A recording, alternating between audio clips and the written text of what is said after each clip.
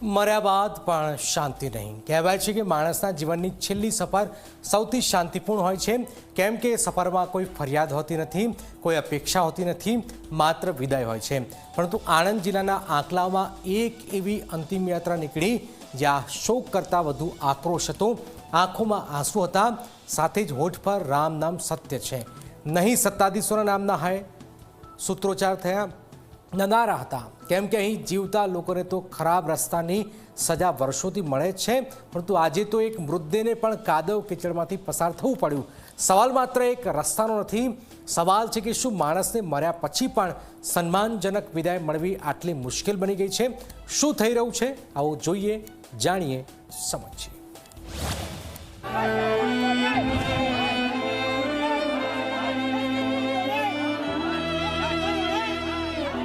આ દ્રશ્યો છે આણંદ જિલ્લાના આંકલાવ નગરપાલિકાના વોર્ડ નંબર 6 મેઢરિયા વિસ્તારના. આ ખભા પર કોઈ સામાન નથી, એક પરિવારનું દુઃખ છે, એક ઘરની છેલ્લી આશા છે, અને એ આશાને આજે તેની અંતિમ વિદાય આપવા માટે લોકો કાદવમાં સંઘર્ષ કરી રહ્યા છે. અકસ્માતમાં મૃત્યુ પામેલા સુનિલ રાઠોડની અંતિમ યાત્રા જ્યારે સ્મશાન તરફ આગળ વધી ત્યારે દરેક પગલું ભારે બની ગયું, કારણ કે રસ્તો ગાયબ હતો અને તેની જગ્યાએ હતો માત્ર કાદવ, માત્ર કિચડ, માત્ર બેદરકારી. આજે અહીં મૃતદેહ કરતા વધારે ભારે હતી વ્યવસ્થાની નિષ્ફળતા. જ્યારે અત્યારે અમે જે પરિસ્થિતિની અંદરથી નીકળ્યા છે, જે આ સ્મશાન યાત્રા અમે લઈને આવ્યા છે, તો અત્યારે કોઈ પણ કાર્યકર્તા, ચાહે ભાજપનો હો યા કોંગ્રેસનો હો, કોઈ આયા નથી. પણ જ્યારે અત્યારે અમે જે પરિસ્થિતિમાં લઈને નીકળ્યા છે એ પરિસ્થિતિ અમે જ જાણીએ છીએ, કોઈ કાર્યકર્તા જાણતો નથી. પણ જ્યારે અમે સ્મશાન યાત્રા હોય, કોઈને દવાખાનામાં લઈ જવાનું હોય, બે માણસના અત્યારે પગ ભાગી ગયા છે આ રસ્તાની અંદર, તો અત્યારે કોઈ કાર્યકર્તા કોઈ કરવા તૈયાર છે નહીં. સામાન્ય રીતે અંતિમ યાત્રામાં રામ નામ સત્ય છે ના સ્વર ગૂંજતા હોય છે, પરંતુ આજે લોકોના હોઠ પર પ્રાર્થના નહોતી, પણ પીડા હતી, ગુસ્સો હતો અને તંત્ર સામેનો આક્રોશ હતો. નનામીને કાદવમાં સંતુલિત રાખવા લોકો સંઘર્ષ કરી રહ્યા હતા.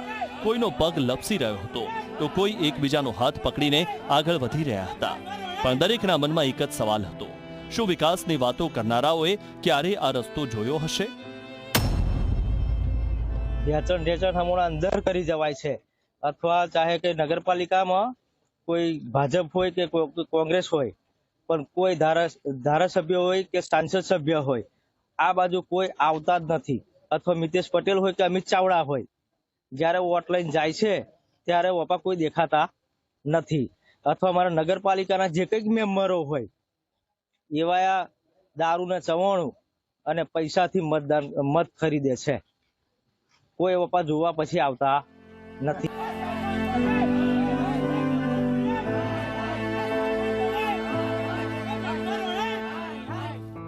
આ મુશ્કેલી આજે પહેલીવાર નથી. વર્ષોથી ફરિયાદો થઈ, રજૂઆતો થઈ, વચનો મળ્યા, પણ રસ્તો આજે પણ કાદવમાં જ દટાયેલો છે. આજે એક મૃતકને પણ સન્માનથી સ્મશાન સુધી લઈ જવામાં મુશ્કેલી. એટલે જ સ્થાનિકોના મોઢેથી એક જ વાક્ય નીકળ્યું, જીવતા જીવ હેરાન કર્યા, હવે મર્યા પછી પણ શાંતિ નથી.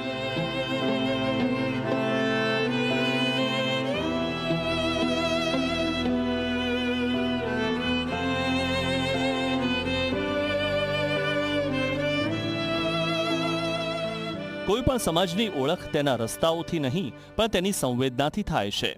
અહીં રસ્તો તૂટી ગયો છે કે પછી તંત્રની સંવેદના? આ દ્રશ્યો માત્ર એક અંતિમ યાત્રાના નથી, આ દ્રશ્યો તંત્રની બેદરકારીની સાક્ષી છે. વિકાસના દાવાઓ વચ્ચે લોકો આજે પણ મૂળભૂત સુવિધા માટે સંઘર્ષ કરી રહ્યા છે.